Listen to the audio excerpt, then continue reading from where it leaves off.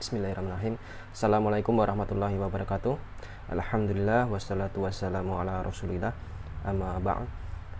Teman-teman yang dirahmati oleh Allah Subhanahu wa taala, kali ini kita akan mereview sebuah buku saku ya. Ini buku saku, jadi kecil banget, ukurannya cuma satu genggaman tangan seperti ini ya, jadi bisa disaku. Ini sebuah buku yang sangat bermanfaat, terutama untuk kita ya, bagi penuntut ilmu teman-teman ya, bagi teman-teman yang mungkin baru hijrah ya, baru mengenal manhaj salaf ini. Nah, ini bisa menjadi salah satu buku yang wajib ya dimiliki teman-teman ya, yakni buku Hilyah Thalib al-Ilmi ya, pedoman adab dan akhlak para penuntut ilmu. Nah, ini sangat menurut saya sangat penting sekali teman-teman ya untuk kita pelajari. Ini adalah buku yang ditulis oleh Syekh Bakar bin Abdullah Abu Zaid ya, plus matan Arab ya. Ini diterbitkan oleh penerbit Pustaka Arafah. Ini bukunya. Kemudian jumlah halamannya 328 halaman, soft cover ya, untuk ukurannya seperti ini ya, satu tangan saja, jadi sangat kecil ya. Oke, kita baca dulu sinopsisnya ya belakang. Saat ini kaum muslimin sedang hidup dalam suasana kebangkitan ilmiah yang layak disambut dengan kegembiraan. Namun suasana yang positif ini perlu dikawal dan dijaga agar mereka selamat dari ketergelinciran ya dan penyimpangan dalam berbagai aspek, tak terkecuali dalam aspek adab dan akhlak.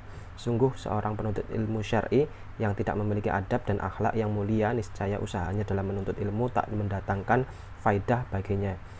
Karena ilmu yang bermanfaat tidak akan diperoleh kecuali oleh orang yang senantiasa berhias dengan berbagai adab dan akhlak yang mulia. Buku Hilyah Thalib al-Ilmi karya Syekh Bakar Abu Zaid yang mengupas tuntas berbagai hal terkait adab dan akhlak para penuntut ilmu. Ini layak dibaca, dipahami, dan diamalkan kandungannya oleh siapa saja yang menghendaki keluhuran derajat di sisi Allah dengan ilmu. Semoga bermanfaat. Baik, itu dia sinopsisnya ya, gambaran dari buku ini ya. Jadi berisi tentang adab-adab dan akhlak ya, akhlak kita dalam menuntut ilmu ya, apa yang harus kita lakukan ya sebelum menuntut ilmu ya, adab kita terhadap guru, terhadap buku ya, terhadap kitab-kitab ya. Kemudian yang penting lagi adalah di sini juga dijelaskan kitab-kitab apa saja yang bisa kita pelajari ya, referensi yang direkomendasikan oleh para ulama ya. Nah, itu bisa kita pelajari. Nah, bagi penuntut ilmu ya yang masih awal itu kan biasanya bingung memulainya dari mana ya, kitab apa saja yang perlu dipelajari terlebih dahulu ya, yang kemudian dilanjutkan dengan buku-buku lainnya. Nah, itu di sini ada penjelasannya teman-teman ya. Langsung saja ya kita buka. Ini bagian depan teman-teman, kata pengantar penerbit ya. Kemudian langsung ke daftar isi saja ya. Ini daftar isinya. Pasal pertama, adab penuntut ilmu terhadap diri sendiri. Kemudian pasal kedua, metode menuntut ilmu dan mendapatkannya. Pasal ketiga, adab murid kepada guru ya. Kemudian adab berteman, adab penuntut ilmu dalam kehidupan ilmiahnya, berhias dengan amal, hal-hal yang harus dijauhi. Nah, ini yang terakhir juga sangat penting ini teman-teman ya. Jadi selain kita mencari sebab-sebab ya agar kita dimudahkan dalam menuntut ilmu ya, kemudian mendapatkan ilmu itu sendiri ya, kemudian di terakhir ini hal-hal yang harus dijauhi. Ini penting sekali teman-teman ya. Langsung saja kita ini ada mukadimah penulis Hilyah ya. Ya, seperti biasa ya, ada keterangan bagian catatan kaki ya, seperti ini. Biasanya untuk penjelasan atau mungkin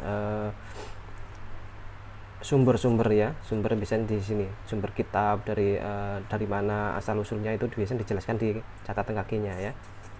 Oke, langsung saja ke pasal pertama, adab penuntut ilmu ya terhadap diri sendiri. Nah, ini ada matanya. Jadi ini tulisan dari kitab aslinya ya, ini matan. Kemudian di sini ada penjelasan di sini ya. Nah, yang pertama, ilmu adalah ibadah ya. Sumbernya adalah Fatwa Ibnu Taimiyah. Ini di catatan kakinya ya. prinsip mendasar dalam hiliyah ini, bahkan dalam setiap perkara yang perintahkan, adalah pengetahuanmu bahwa ilmu itu ibadah. Seorang ulama berkata, ilmu itu adalah sholat yang tersembunyi dan ibadahnya hati. Nah, ini catatan kaki di Faid Al-Qadir ya. Nah, kemudian matan lagi ya. Nah, ini dalam bahasa Arabnya, kemudian dijelaskan ini terjemahannya di sini ya. Seperti ini. Ya. Oleh karenanya syarat ibadah itu adalah mengikhlaskan niat karena Allah Subhanahu wa taala ya. Kemudian ini ada dalil-dalilnya ya, hujah ya. Ya, di sini.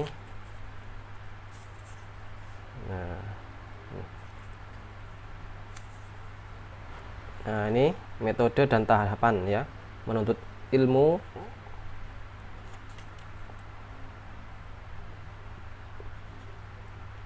Ya. Ada beberapa perkara yang harus engkau perhatikan dalam setiap cabang ilmu yang engkau cari ya. Yang pertama, menghafalkan mukhtasar, ringkasan di dalamnya, memeriksakan hafalan ya, tidak menyibukkan diri dengan buku-buku tebal dan berbagai karangan sebelum kuat ya, dan mantap menguasai kaidah-kaidah dasarnya ya.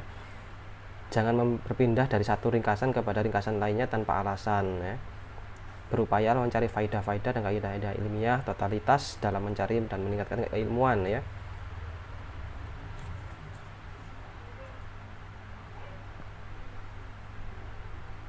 Salah satu pendapat Ibnul Arabi Al-Maliki ya, hendaknya penuntut ilmu tidak mencampurkan dua cabang ilmu dalam proses belajarnya ya. Hendaknya mendahulukan belajar bahasa Arab, syair dan ilmu hitung, kemudian setelah itu mempelajari Al-Qur'an. Berpaling dari forum-forum yang sia-sia ya, menghindari kegaduhan. Nah, ini di sini dijelaskan ya ilmu apa saja ya yang harus dipelajari lebih utama ya. Di bidang tauhid ya, mempelajari salasah al-usul al-adilatuha dan al-qawaid al-arba ya, qawaidul arba ya. Kemudian kasyaf as-subahat ya. Kemudian kitab at-tauhid ya. Yang keempatnya ditulis oleh Syekh Muhammad bin Abdul Wahab ya. Semua ini dalam hal tauhid ibadah. Nah, kemudian tauhid asma wa sifat, akidah al-wasitiyah ya. Ini dia ilmu-ilmu. Kemudian dari bidang hadis al-arba'in ya, umdat al-ahkam, bulughul maram, al-muntaqa ya. Ini beberapa cabang-cabang ilmu yang mungkin bisa dipelajari lebih dahulu ya, terutama matan-matannya teman-teman ya, sebagai dasar ya. Adab murid kepada guru ya, menjaga kehormatan guru.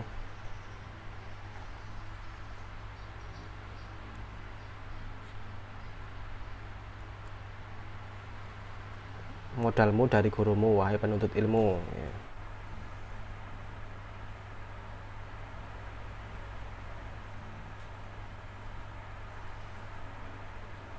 Mudzakarah ilmiah ya.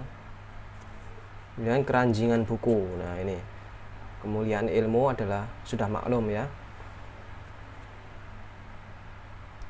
Mencari buku-buku ya yang bermanfaat ya, terutama yang sesuai dengan apa yang kita pelajari, yang sedang kita pelajari teman-teman ya.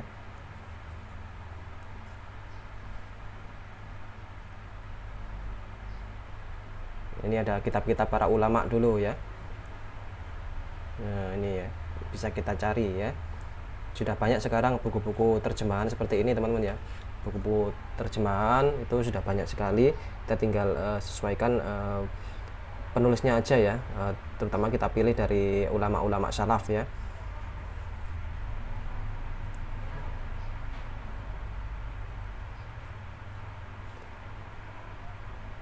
Kemudian yang terakhir, hal-hal yang harus dijauhi ya.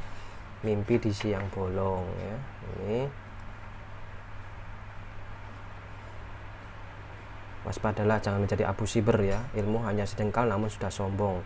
tampil sebelum ahli. Nah, ini pamer ilmu, sekedar coret-coret kertas. Sikapmu terhadap kekeliruan ulama sebelummu, menghindari syubhat ya. Ini sangat penting sekali menghindari syubhat ini ya, karena sekarang ini banyak ya mereka yang mengaku-ngaku sebagai ulama ya, tapi semua yang disampaikan adalah syubhat-syubhat ya, yang bikin rancu ya. Nah, ini sangat ini ya, penting untuk kita hindari ya syubhat seperti ini ya.